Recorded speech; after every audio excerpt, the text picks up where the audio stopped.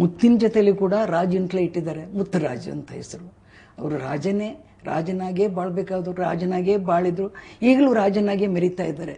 ಅವ್ರ ಬಗ್ಗೆ ಎಲ್ಲ ಕನ್ನಡಿಗರಿಗೂ ಒಂದು ಚೂರು ಬಿಡದೆ ಗೊತ್ತಿದೆ, ಅಷ್ಟು ಚೆನ್ನಾಗಿ ಅವ್ರ ಬಗ್ಗೆ ಅರ್ಥ ಮಾಡ್ಕೊಂಡಿರೋ ಅಭಿಮಾನಿಗಳಿದ್ದಾರೆ. ಆದರೂ ಒಂದು ಮಾತು, ಊಟ ಮಾಡುವಾಗ ಅವರು ನೆನಪಿಗೆ ಬರ್ತಾರೆ. ಮನುಷ್ಯನಿಗೆ ದಟ್ಟ ದರಿದ್ರಾವಸ್ಥೆಯಲ್ಲಿದ್ದಾಗ ಒಂದು ತುತ್ತು ಅನ್ನ ಸಿಗೋದು ಕಷ್ಟ ಆಗಿದ್ದಂಥ ಕಷ್ಟನೂ ತಾನು ಅನುಭವಿಸಿದ್ರು ಅವರು. ಹಾಗೆ ಕೆಲವರು ಅಂಥ ಕಷ್ಟಗಳನ್ನೆಲ್ಲ ಅನುಭವಿಸಿದಾರೆಲ್ಲ ನೆನೆಸ್ಕೊಳ್ತಾರೆ ಅಂತ ಹೇಳೋಕ್ಕಾಗೋಲ್ಲ. ಅವರು ಮಾತ್ರ ಆ ಕಷ್ಟದ ದಿನಗಳಲ್ಲಿ ಮಾಡಿದಂಥ ಆ ತುತ್ತು ಅನ್ನನ ತಾನು ಕೋಟ್ಯಾಧೀಶ್ವರನಾಗಿ ಕೋಟಿ ಜನಕ್ಕೆ ಅನ್ನ ಹಾಕುವಂಥ ಯೋಗ್ಯತೆ ಬಂದರೂ ಕೂಡ ಊಟಕ್ಕೆ ಕೂತ್ಕೊಂಡಿದ್ದಾಗ ಒಂದು ಅನ್ನದಗಳು ಕೆಳಗಡೆ ಬೀಳಿಸಬಾರ್ದು, ಇಷ್ಟು ಅನ್ನ ತಟ್ಟೆಯಲ್ಲಿ ಯಾರು ಬಿಡಬಾರ್ದು. ಸರಿ ಬಿಟ್ಟರೆ ಏನಾಯಿತು, ನಾಯಿಗೆ ಹಾಕ್ಬೋದು ಅಂತ ಅಕ್ಕಪಕ್ಕದಲ್ಲಿ ಯಾರಾದರೂ ಅಂದರೆ ನಾನು ಅಂದಿದ್ದುಂಟು. ಆಗ ನಾಯಿಗೆ ಸಪ್ರೇಟಾಗಿ ಹಾಕಿ, ನೀವು ಜಾಸ್ತಿ ಹಾಕೊಂಡು ಅದಕ್ಕೋಸ್ಕರ ಒದ್ದಾಡ್ತಿರೋ ನೀವು ಅದನ್ನು ತೆಗೆದು ಒಂದು ಸೈಡ್ನಲ್ಲಿ ಇಟ್ಬಿಟ್ಟು ತೆಗೆದು ಬಿಸಾಕೋದ್ರಲ್ಲಿ ಅದಕ್ಕೆ ಮರ್ಯಾದೆ ಕೊಟ್ಟಾಗೇನೋ ಅಂತ ಕೇಳಿದ್ದು ಒಂದೊಂದು ಸಾರಿ ಊಟ ಮಾಡುವಾಗ ನಮಗೆಲ್ಲ ನೆನಪು ಬರುತ್ತೆ. ನನ್ನ ಹಾಗೆ ನೋಡಿದವ್ರಿಗೆ ಎಷ್ಟೋ ಜನಕ್ಕೆ ಅದು ನೆನಪು ಬರ್ಬೋದು, ನೆನಪಿಸ್ಕೊಳ್ಳುವಂಥದ್ದು. ಮತ್ತು ನಟನೆಯ ವಿಷಯದಲ್ಲಿ ತಾನು ನಟ ಸಾರ್ವಭೌಮ ಅನ್ನೋದು ತನಗೇ ಮರೆತಂತೆ ಇದ್ದ ಹಾಗೆ ನಡ್ಕೊಳ್ತಾ ಇದ್ರು. ಹೇಗೆ ಅಂತ ಹೇಳಿದ್ರೆ, ಯಾರೋ ಸಣ್ಣದವರು ಯಾರು ಚಿಕ್ಕ ಪುಟ್ಟ ಪಾತ್ರ ಮಾಡೋರು ಆ ಚಿಕ್ಕ ಪುಟ್ಟ ಪಾತ್ರದಲ್ಲಿ ಸ್ವಲ್ಪ ಕೊರತೆ ಕಂಡ್ರೆ ಅವರಿಗೆ ಹೇಳಬೇಕು ಅನ್ನೋ ಹಂಬಲ ಅವರಿಗೆ.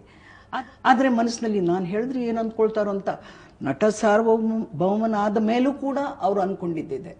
ಆಮೇಲೆ ಹೋಗಿ ಹೇಳೋರು ಅವ್ರ ಹತ್ರ, ನೋಡಿ ಅದು ಹಾಗಲ್ಲ, ಸ್ವಲ್ಪ ಹೀಗೆ ಬಂದರೆ ಚೆನ್ನಾಗಿರುತ್ತಲ್ವಾ ಅಂತ ಕೇಳುವ. ಅದೇ ರಾಜ್ ವಿಶೇಷತೆ, ವಿನಯತೆ. ಎಷ್ಟು ಹತ್ರಕ್ಕೆ ಏರಿದ್ರು ಒಬ್ಬ ಜನಸಾಮಾನ್ಯನ ರೀತಿಯ ವರ್ತನೆ, ಅದೇ ರೀತಿಯ ಅಭ್ಯಾಸಗಳು ರಾಜ್ಕುಮಾರ್ ಅವ್ರಿಗೆ ಮಾಡ್ತಾ ಇದ್ರು ಅವರು. ಆಮೇಲೆ ನೋಡಿ, ಮುತ್ತು ಅಂತ ಹೇಳಿದಾಗ ದೇವರು ಹುಟ್ಟುವಾಗಲೇ ಆ ಹೆಸರು ಕೊಟ್ಟಿದ್ದಾರೆ ಅವರಿಗೆ. ಹೇಗೆ ಅಂದರೆ, ಸ್ವಾತಿ ಮಳೆಯ ಒಂದು ಹನಿ ಹಾವಿನ ಬಾಯಿಗೆ ಬಿದ್ದರೆ ಅದು ವಿಷ ಆಗುತ್ತೆ, ಕಪ್ಪೆ ಚಿಪ್ಪುಗೆ ಬಿದ್ದರೆ ಅದು ಮುತ್ತಾಗುತ್ತೆ. ಕಪ್ಪೆ ಚಿಪ್ಪುನೇ ಅವ್ರ ತಾಯಿ, ಶ್ರೇಷ್ಠ ತಾಯಿ.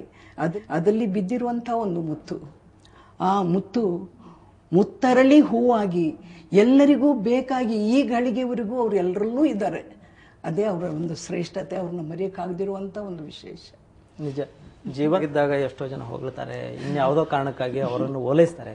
ಆದರೆ ತೀರಿಕೊಂಡು 3 ವರ್ಷಗಳಾದ ನಂತರ ಸಹ ರಾಜ್ಕುಮಾರ್ ಎಲ್ಲರ ನೆನಪಿನಲ್ಲೂ ಅಜರಾಮರವಾಗಿದ್ದಾರೆ. ಹೇಳಿ ವಿನೋದ್, ನಿಮಗೆ ಇವತ್ತು ರಾಜ್ಕುಮಾರ್ ಇದ್ದಿದ್ರೆ ಏನೆಲ್ಲ ಮಾಡಬಹುದಿತ್ತು ಅಂತ ನಿಮ್ಗನ್ಸುತ್ತೆ? ಒಬ್ಬ ಯುವ ಪೀಳಿಗೆಯ ಪ್ರತಿನಿಧಿಯಾಗಿ ಹೇಳಿ ನೀವು ಇದನ್ನ. ಏನೆಲ್ಲ ನಮ್ಮ ಚಿತ್ರರಂಗದಲ್ಲಿ ಕೊರತೆ ಇತ್ತು ಅದನ್ನೆಲ್ಲ ಸಾಧಿಸ್ಬಿಡ್ಬೋದಾಗಿತ್ತು ಅಂತ ಅನಿಸ್ತಿದೆ. ಏನೆಲ್ಲ ಮಾಡಬಹುದಿತ್ತು? ಈಗ ಕೊರತೆ ತುಂಬಾ ಇದೆ, ಅದಷ್ಟು ಸಾಧಿಸ್ಬಿಡ್ಬೋದಾಗಿತ್ತು. ಹಳೆಯ ಸಮಸ್ಯೆಗಳು ಇನ್ನೂ ಇವೆ, ರಾಜ್ಯ ಜೀವಂತವಾಗಿದ್ದಾಗಿರ್ತಕ್ಕಂಥ ಸಮಸ್ಯೆಗಳು ಇನ್ನೂ ಇವೆ. ಅದು ಪೈರಸಿ ಸಮಸ್ಯೆ ಆಗಿರಬಹುದು, ಯುವ ಪ್ರತಿಭೆಗಳಿಗೆ ಅವಕಾಶ ಕೊಡ್ತಕ್ಕಂಥ ವ್ಯವಸ್ಥೆ ಆಗಿರಬಹುದು, ಒಟ್ಟಾರೆ ಕನ್ನಡ ಚಿತ್ರಗಳಿಗೆ ಸಿನಿಮಾ ಮಂದಿರಗಳನ್ನು ದೊರಕಿಸಿಕೊಡೋದಾಗಿರ್ಬಹುದು, ಎಷ್ಟೊಂದು ವಿಷಯಗಳಿವೆ. ಆದರೆ ರಾಜ್ಯ ಎಷ್ಟೊಂದು ಕೆಲಸಗಳನ್ನು ಮಾಡಿದ್ದಾರೆ. ಈ 3 ವರ್ಷಗಳ ಒಂದು ಅನುಪಸ್ಥಿತಿಯಲ್ಲಿ ಇನ್ನು ಏನೆಲ್ಲ ಮಾಡಬಹುದಿತ್ತು ಅಂತ ಅನ್ಸುತ್ತೆ ನಿಮಗೆ? ಉಳಿದಿರ್ತಕ್ಕಂಥ ಅಷ್ಟು ಕೆಲಸನೂ 3/4 ಭಾಗ ಸಾಧಿಸ್ಬಿಡ್ಬೋದಾಗಿತ್ತು.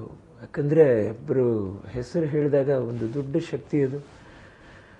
ಸಂಘ ಸಂಸ್ಥೆಗಳು ಮುಂದೆ ಬರೋ ಅವ್ರಿಗೋಸ್ಕರ ನಿಂತ್ಕೊಂಡು ಚಳವಳಿ ಮಾಡ್ತಾಯಿದ್ರು.